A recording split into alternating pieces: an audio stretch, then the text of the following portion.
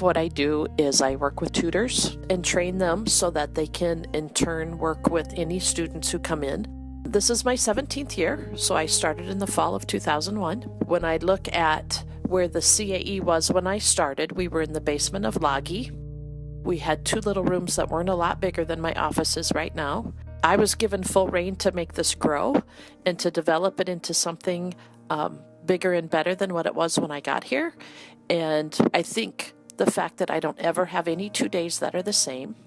I get a lot of contact with students, and I get to watch people learn. I've really seen a shift in acceptance. And so I think it's easier for students to come and say, I learned differently, and I need help to figure out how I learned differently. Where when I started, I think students were really afraid to say that because they didn't want to appear different. They didn't want to be labeled. They didn't want any of that. When students are in here, nobody knows if you're a tutor, if you're in here getting help, if you just happen to be in here doing homework. So I think the way that we've set up the physical space makes it easier for students to feel comfortable in here.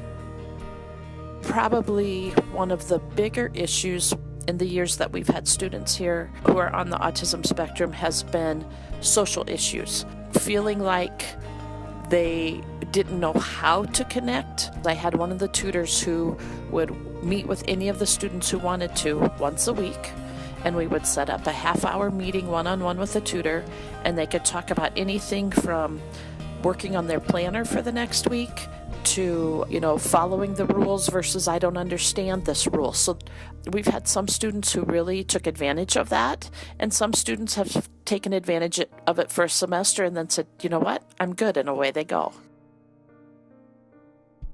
Educating the community has been one of the biggest areas that we've worked on, because usually any of the misunderstandings that have come up or concerns that people have had, they just simply didn't know.